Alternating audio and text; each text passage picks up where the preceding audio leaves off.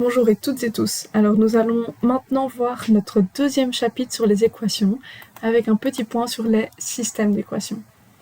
Je vous laisse essayer de résoudre ce système et donc de mettre dans la petite boîte ce que vaut x et ce que vaut y. Très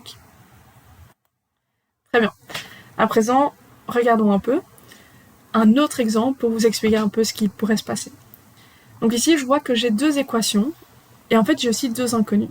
Donc j'ai deux inconnus, les deux nombres que je cherche, qui sont x et y, et j'ai également deux équations, l'équation que je vais appeler 1, qui est l'équation x plus 2y égale à 1, et l'équation que je vais appeler 2, pour être très original, qui est 3x plus y égale à moins 2. Très bien, j'ai deux inconnus, deux équations, et en fait, grâce à ça, je vais pouvoir trouver x et y. Et donc, on va commencer directement par une méthode, la plus connue, la plus classique, celle qu'on apprend en premier en général, qui est la méthode de la substitution. Pour ceux qui sont curieux, voilà, c'est la méthode de la substitution. Vous verrez d'autres méthodes, entre autres via des matrices, mais ça, vous verrez en cours plus tard. La méthode de la substitution, comment elle marche ? On va regarder une première équation, soit l'équation 1, soit l'équation 2.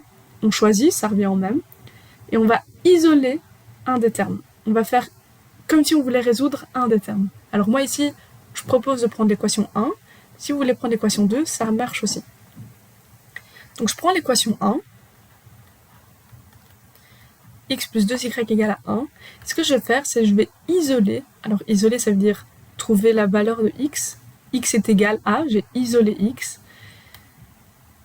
Et je résous cette équation en fait. X plus 2y égale à 1, ça fait x est égal à 1 moins 2y. J'ai passé le 2y de l'autre côté, donc j'ai soustrait 2y à gauche et à droite de mon équation. X est égal à 1 moins 2y. Bien ça, vous pouvez un peu le voir comme si maintenant, x il avait un deuxième petit nom. C'est comme s'il avait un surnom en fait. Et ça va m'aider parce que quand je vais revenir dans ma deuxième équation, donc ici mon équation numéro 2, qui était 3x plus y est égal à moins 2, eh bien, x, je ne vais plus l'appeler x, je vais l'appeler par son nouveau petit nom. Son nouveau petit nom,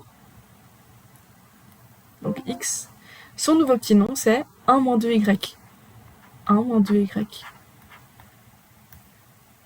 Et donc, 3 fois le nouveau petit nom de x plus y doit valoir moins 2. Vous voyez que maintenant, dans cette équation-ci, je vois plus de x, j'ai que du y. Et donc c'est devenu une simple équation, une inconnue. Donc maintenant, ça, je sais très bien faire.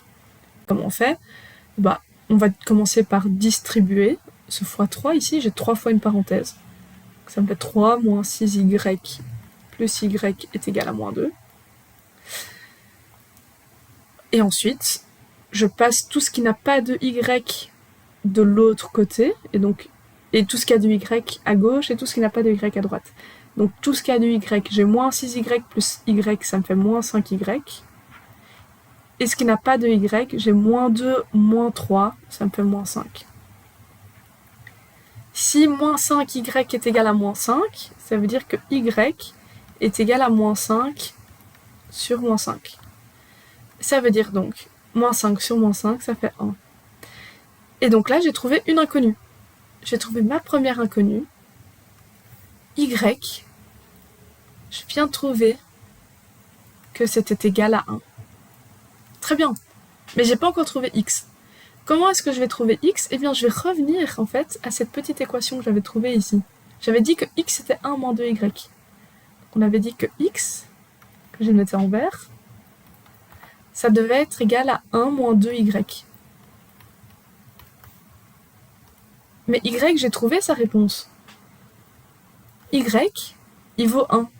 Et donc si maintenant je résous ça, ça me fait x qui est égal à 1 moins 2 fois 1. Ça, c'est un calcul que vous savez faire. 1 moins 2 fois 1, ça fait 1 moins 2, ça fait moins 1. Et donc, je viens de trouver que x devait être égal à moins 1. Alors, on peut vérifier. Ici, je vous propose de le faire ensemble. On peut vérifier.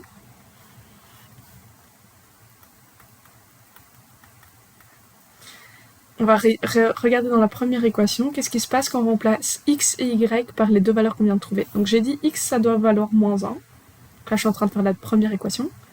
Première équation, on lui disait x plus 2y. Donc je viens d'écrire x plus 2 fois. Alors y, on vient de trouver que ça valait 1. Et on espère que ça va valoir 1. J'ai perdu mon bic. Alors, moins 1 plus 2, ça fait 1.